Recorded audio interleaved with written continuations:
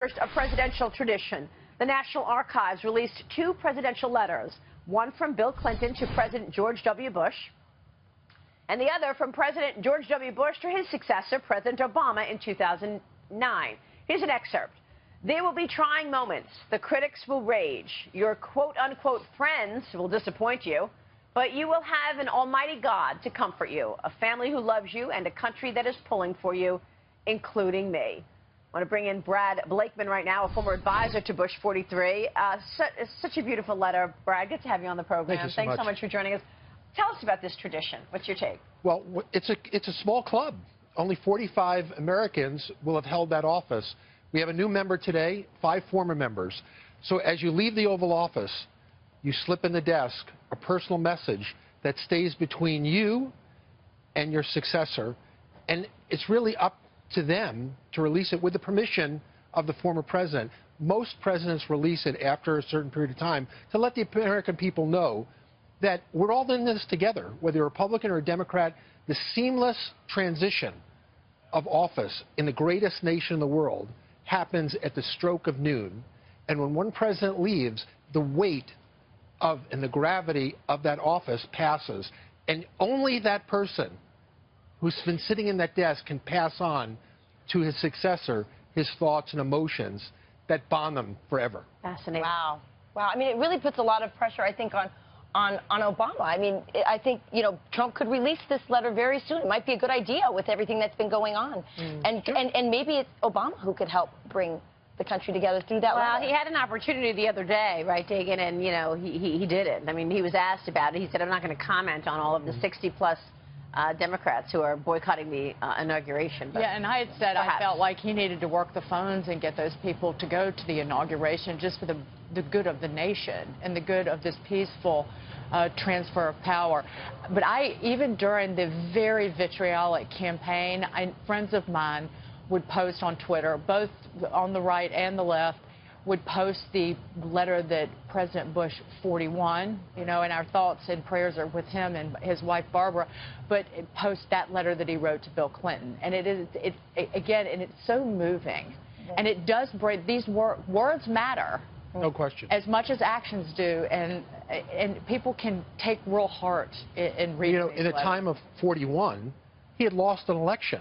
Right. Right?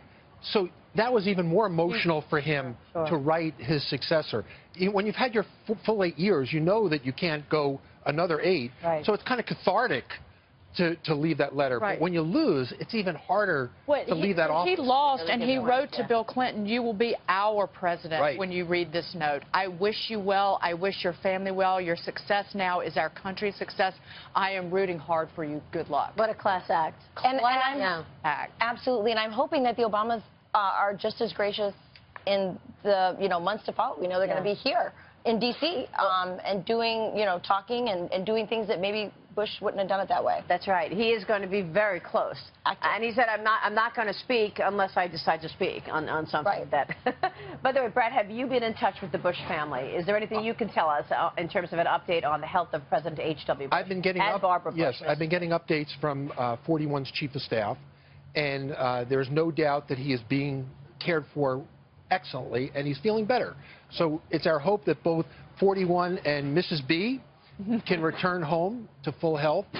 They are a great couple. They've done so much for this country throughout their entire lifetimes, and we just hope that they have a speedy recovery. But things are looking really well for both. Well, I mean, he has done so much for this country, but there's also an elegance about him. Yes. And a sophistication, and has been for his term and after his term as well. He's a patriot. Yeah. And he realizes every job he had in Washington was service as an opportunity to serve, an opportunity, not a career, because you can never plan where you're going to go.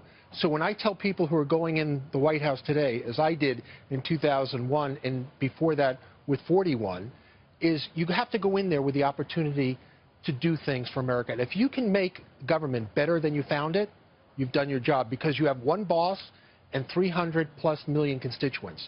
No Republicans and Democrats on Monday. We are one nation. That's right. And you hope that that is the case, because, of course, this morning you've got protesters right outside. Sure. And those Democrats who are boycotting the inauguration. I still don't understand why they're boycotting the inauguration. John Lewis started by calling Donald Trump illegitimate. Yeah. So I don't understand why they're all boycotted. Look at all these people boycotting.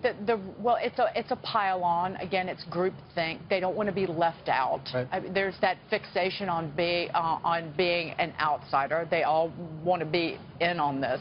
And I think the reasons shift. That they're just angry that the election was lost by the Democrats, and they're now having to concoct reasons that they're not going to honor the transition of power. Yeah. Well, let's not root against our country. What a shame. If you root against the man who's about to take the White House, you're rooting against ourselves. And that's what they're doing. Yeah. Good to see you, Brad. Pleasure. Thanks so much. Brad Blakeman there.